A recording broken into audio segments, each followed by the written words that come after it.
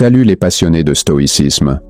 Bienvenue à nouveau sur notre chaîne où nous explorons la sagesse intemporelle du stoïcisme et ses applications pratiques dans notre vie quotidienne. Dans un monde où les interactions sociales sont omniprésentes, il peut sembler étrange de parler de garder ses distances avec les gens. Pourtant, savoir établir une certaine distance émotionnelle et mentale est crucial pour préserver sa paix intérieure et son équilibre. Le stoïcisme enseigne que nous ne devons pas nous laisser trop affecter par les opinions, les comportements ou les attentes des autres. Marc Aurèle disait « Cherche à faire ce qui est juste, non à plaire à tout prix ». Dans cette vidéo, nous explorerons pourquoi et comment garder vos distances avec certaines personnes, tout en restant respectueux et alignés avec vos valeurs. Garder ces distances ne signifie pas couper les ponts ou se montrer indifférent. Cela consiste à établir des limites saines pour protéger votre énergie mentale et émotionnelle. Trop d'interactions sociales peuvent épuiser votre concentration, augmenter votre stress et vous éloigner de vos priorités. En plongeant dans les profondeurs de l'attachement humain et de la perte, nous examinerons les enseignements du stoïcisme, en étudiant comment ces principes peuvent être appliqués comme des étapes pratiques pour se détacher des personnes et des situations. Alors, je vous encourage à rester avec nous jusqu'à la fin et à prendre note de chaque étape comme un guide de sagesse pratique pour vous aider à naviguer dans les eaux souvent turbulentes des relations humaines et des émotions. Première étape, éloignez-vous de cette personne pendant un moment. Parfois, l'action la plus sage est de créer de la distance, non pas pour créer un vide, mais pour gagner en clarté. Imaginez ceci. Vous êtes dans une fête animée, la musique est forte, les gens parlent, et au milieu de cela, vous essayez de comprendre le chuchotement d'un ami. Difficile, n'est-ce pas? C'est ce que c'est que d'être trop proche d'une personne ou d'une situation. Nos émotions, comme le bruit de la fête, étouffent la clarté. Prendre du recul, c'est comme sortir de la fête dans un espace plus calme, où vous pouvez entendre et réfléchir clairement. Sénèque, avec ses pensées profondes, a dit « Aussi souvent que tu voyages, reviens à toi-même ». Il ne s'agit pas seulement d'espace physique, mais aussi d'espace mental et émotionnel. Lorsque les sentiments obscurcissent notre vision, un pas en arrière nous aide à les observer, comme regarder les nuages dériver dans le ciel, en comprenant qu'ils sont séparés de nous. Ce détachement n'est pas de la froideur, c'est une façon d'observer la situation et nos réactions de manière objective. Il s'agit de voir l'échiquier, pas juste la pièce d'échec que vous tenez. Pour appliquer cela aujourd'hui, vous n'avez pas besoin d'une villa à la campagne comme les stoïciens anciens. Cela peut être aussi simple que d'éteindre votre téléphone pendant 1 heure, de faire une promenade ou de vous asseoir tranquillement dans une pièce. L'objectif est de trouver un espace où vos pensées ne sont pas noyées par le bourdonnement constant de la vie. C'est dans ces moments de calme que nous trouvons la force de prendre des décisions, non pas basées sur des émotions immédiates, mais sur une pensée raisonnée et une sagesse intérieure. Ce pas en arrière est votre coup de force, votre espace pour respirer et voir au-delà du brouillard de l'immédiat. Deuxième étape, considérez la rationalité de vous éloigner de quelqu'un. Choisir de s'éloigner de quelqu'un n'est pas une décision prise à la hâte. C'est un processus réfléchi qui fait écho à la rationalité et à la vertu que le stoïcisme valorise.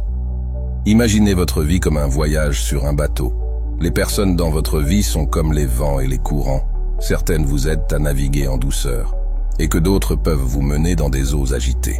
Voici où vous, en tant que capitaine, devez décider quel vent exploiter et quels orages éviter. Cette décision n'est pas une question d'évitement, c'est de diriger votre vie dans une direction qui s'aligne avec vos valeurs et votre bien-être.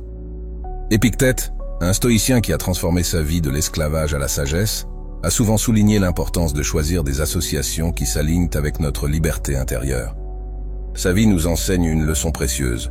Tous ceux qui entrent dans notre vie n'apportent pas de lumière. Certains projettent des ombres qui peuvent assombrir notre propre éclat. Réfléchissez à vos relations comme si elles étaient des miroirs. Qu'est-ce qu'elles reflètent vers vous? Joie, croissance et compréhension, ou doute, inconfort et consternation? Choisir de s'éloigner n'est pas un acte d'abandon, c'est un choix délibéré vers l'autopréservation et l'intégrité morale. Le stoïcisme ne concerne pas seulement la logique froide, c'est une sagesse chaleureuse. Il nous demande de considérer si cette personne ajoute à notre vie comme une mélodie harmonieuse, ou la perturbe comme une note discordante. En y réfléchissant, souvenez-vous des mots d'Épictète. Nous ne sommes pas troublés par ce qui nous arrive, mais par nos pensées sur ce qui arrive. Il ne s'agit pas seulement de la personne, mais de votre perception de leur impact sur votre vie. Sont-ils un chapitre de votre histoire qui encourage votre croissance ou une note de bas de page qui distrait de votre parcours? Finalement, la décision de vous éloigner est de créer une histoire de vie dont vous êtes fier de narrer. Il s'agit d'être fidèle à vous-même, à vos valeurs et à votre parcours. Le stoïcisme nous enseigne à embrasser les relations qui enrichissent notre récit et à lâcher doucement celles qui ne le font pas. Il s'agit de façonner une vie où chaque personne et expérience est un ajout délibéré et réfléchi à l'ensemble de votre existence. Troisième étape, ayez une discussion avec quelqu'un sur qui vous pouvez compter. Lorsque le monde ressemble à un puzzle et que vous luttez pour assembler les pièces, il est temps de tendre la main. Le stoïcisme, tout en valorisant la force intérieure, valorise également le pouvoir de la connexion. Parler à quelqu'un de confiance est comme trouver une ancre dans des mers agitées. Il ne s'agit pas de décharger nos problèmes, mais de gagner en clarté et en perspective. Pensez-y comme à avoir un copilote dans le voyage de la vie, quelqu'un qui vous aide à cartographier le terrain lorsque votre propre boussole semble un peu déréglée. Sénèque, avec sa profonde compréhension de la nature humaine, a reconnu le pouvoir de la sagesse partagée. Il a comparé un ami à un miroir reflétant non seulement notre image, mais aussi nos vérités les plus intimes. Cette réflexion ne concerne pas seulement le fait de se voir clairement, il s'agit de comprendre notre chemin. Lorsque vous vous ouvrez à quelqu'un, vous ne partagez pas seulement des mots, vous les invitez dans votre monde intérieur, offrant un aperçu de vos pensées et émotions.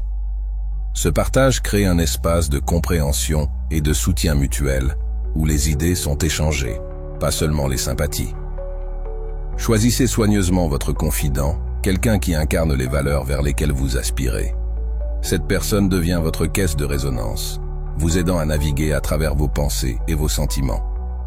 Ils n'ont pas à résoudre vos problèmes, parfois juste les écouter suffit.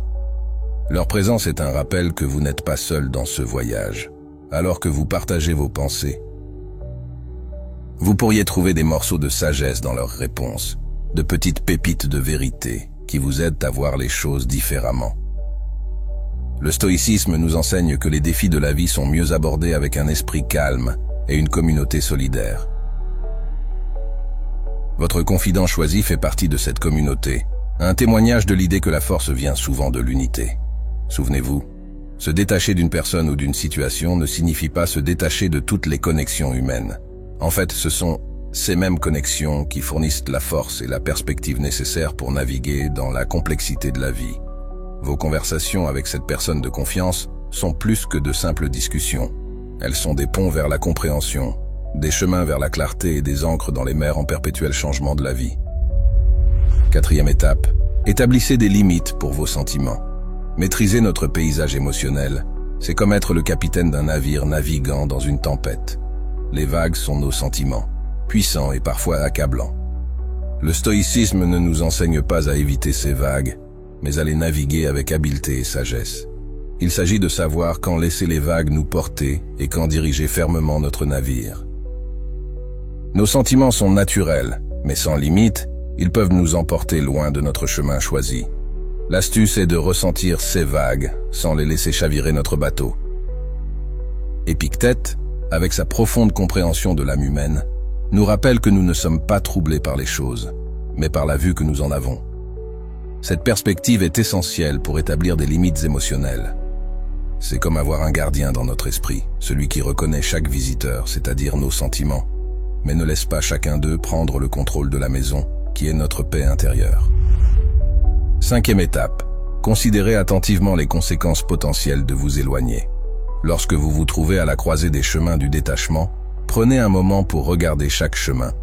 Le stoïcisme n'est pas question de décision impulsive, c'est une réflexion approfondie. Imaginez chaque route comme un futur possible, chaque tournant un résultat différent. Que réserve le chemin de l'éloignement? Apportera-t-il la paix, la croissance et un sens plus fort de soi, ou laissera-t-il un sillage de regrets et d'opportunités manquées? Cette prévoyance n'est pas question de prédire l'avenir avec certitude, mais de s'y préparer avec sagesse. Marc Aurèle, un homme qui a équilibré le poids d'un empire, a un jour réfléchi. Regardez en arrière le passé, avec ces empires changeants qui se sont élevés et tombés, et vous pouvez aussi prévoir l'avenir. Ces mots font écho à la pratique stoïcienne de se référer aux expériences passées pour informer les décisions futures. Pensez au moment où vous vous êtes éloigné auparavant. Quels en ont été les résultats? L'espace a-t-il apporté clarté et paix, ou a-t-il conduit à l'isolement et au regret? Utilisez ces réflexions comme un guide, un moyen d'apprendre du passé pour naviguer dans l'avenir. Enfin, considérez l'impact de votre décision sur les autres. Le stoïcisme nous enseigne à équilibrer nos besoins avec le bien commun. En vous éloignant, favorisez-vous votre croissance et contribuez-vous positivement à la vie des autres, ou causez-vous potentiellement du tort ou des malentendus. Cette étape n'est pas seulement une question d'intérêt personnel. Il s'agit d'harmoniser votre bien-être avec le monde qui vous entoure. C'est comme être attentif à vos pas dans un jardin, en veillant à ce qu'ils nourrissent la croissance plutôt qu'à piétiner les fleurs. Le détachement, dans le sens stoïcien, est un acte de sagesse, une décision soigneusement pesée qui considère non seulement le soi, mais aussi le réseau interconnecté de relations dans lequel nous vivons. Étape 6. Accordez-vous une pause des réseaux sociaux. Imaginez votre esprit comme un lac serein. Maintenant, imaginez les réseaux sociaux comme des gouttes de pluie perturbant constamment sa surface calme. Ces gouttes sont les mises à jour, notifications et comparaisons incessantes qui infiltrent notre paix. Le stoïcisme, une philosophie qui a prospéré bien avant l'ère numérique, offre toujours une sagesse intemporelle pour gérer de telles perturbations. Sénèque, qui méditait sur la brièveté de la vie, verrait probablement les réseaux sociaux comme une des nombreuses distractions inutiles de la vie moderne. Il a judicieusement noté « La vie est longue si vous savez comment l'utiliser ». Cette étape de détachement est donc de reprendre notre temps et notre attention, de choisir où concentrer notre précieuse énergie. Dans le monde des réseaux sociaux, notre attention est la marchandise que tout le monde veut. En faisant un pas en arrière, nous évitons non seulement un déluge numérique, mais nous donnons aussi à notre esprit l'espace pour respirer, penser, être. C'est comme fermer les rideaux sur une rue animée à l'extérieur de votre fenêtre. Le bruit, l'agitation, le mouvement constant, tout est toujours là, mais pour un moment, ce n'est pas votre préoccupation. Vous êtes dans votre pièce tranquille, avec de l'espace pour réfléchir, comprendre, grandir. Cette pause des réseaux sociaux n'est pas une évasion, mais un exercice d'auto-soin. Il s'agit de discerner ce qui nous enrichit et ce qui nous épuise. En prenant cette pause, observez le changement dans votre paysage mental. Vous sentez-vous plus calme, plus présent, plus conscient de vos propres pensées et sentiments. Cette prise de conscience est au cœur du stoïcisme. Comprendre ce que nous pouvons contrôler et lâcher prise sur ce que nous ne pouvons pas. C'est reconnaître que, bien que nous ne puissions pas arrêter la pluie, nous pouvons choisir de nous mettre à l'abri et apprécier le son des gouttes sans être trempés. Prendre une pause des réseaux sociaux dans le monde d'aujourd'hui peut sembler comme descendre d'un train en marche rapide. C'est calme, immobile, mais dans cette immobilité se trouve la clarté. Alors que vous commencez cette pause des réseaux sociaux, souvenez-vous des mots de Sénèque et utilisez ce temps à bon escient. Lisez un livre, faites une promenade, écrivez dans un journal, engagez-vous dans des activités qui nourrissent votre âme, pas seulement pour passer le temps. Cette pause est votre moment pour vous reconnecter avec vous-même, pour vous rappeler qui vous êtes dans le calme, loin de la foule. Alors que nous nous approchons de notre dernière étape, prenons un instant pour nous unir en tant que communauté. Si vous êtes toujours là, partagez un simple mot qui résume votre expérience jusqu'à présent. Par exemple, écrivez « équilibre » dans les commentaires, si vous ressentez un plus grand sens de l'équilibre émotionnel grâce à notre voyage ensemble. C'est notre façon de célébrer notre compréhension et notre enthousiasme. Dernière étape. Concentrez-vous délibérément sur vos besoins fondamentaux. Dans cette dernière démarche sur le chemin du détachement, tournez votre attention vers l'intérieur, vers le cœur de votre être. Ici réside l'essence du stoïcisme, se concentrer sur ce qui compte vraiment pour votre croissance intérieure et votre bien-être. Il s'agit de se débarrasser du non-essentiel, du bruit, du superflu et de se concentrer sur ce qui nourrit votre âme. Ce n'est pas une question de besoin matériel, c'est bien plus profond. Il s'agit de subsistance émotionnelle, d'intégrité morale et de croissance personnelle. Visualisez votre existence comme un jardin florissant. Quels éléments sont cruciaux pour sa floraison? La lumière du soleil, l'hydratation et un soin attentif constituent ses fondations vitales. De la même manière, prenez le temps d'identifier et de valoriser les éléments indispensables à votre épanouissement émotionnel et spirituel. Appliquez cette sagesse à votre paysage émotionnel. Il s'agit de savoir ce dont vous avez besoin pour vous sentir épanoui, stable et en paix. Reconnaître que parfois, moins c'est plus dans un monde rempli de choix et de distractions infinies. Ce n'est pas question de se priver, mais plutôt de comprendre et de prioriser ce qui apporte une valeur et un sens véritables à votre vie. Il s'agit de trouver satisfaction dans la simplicité et la profondeur. Concrètement, cela signifie prendre le temps de réfléchir à ce qui vous apporte un bonheur et une paix véritable. Est-ce un moment de calme seul, des conversations intéressantes avec des amis, s'engager dans un passe-temps? Au fur et à mesure que vous avancez dans la vie, continuez à revisiter vos besoins fondamentaux en les ajustant et les réalignant à mesure que vous grandissez et évoluez. Cette concentration est votre boussole, vous guidant à travers les complexités de la vie avec clarté et objectif. Il s'agit de vivre intentionnellement, pas seulement d'exister. Et dans cette vie intentionnelle, vous trouvez l'essence du stoïcisme. Une vie vécue avec un but, une sagesse et une paix intérieure. En explorant la voie du détachement, le stoïcisme nous offre des perspectives profondes et des conseils concrets. Cette philosophie encourage la réflexion sur nos motivations à nous distancer, favorise des échanges sincères et souligne l'importance de définir des frontières émotionnelles. Elle nous incite à considérer les conséquences de nos actes, à nous éloigner des surcharges d'influences externes, telles que les réseaux sociaux, et à nous concentrer sur nos besoins essentiels. Ces principes s'alignent parfaitement avec les vertus du stoïcisme.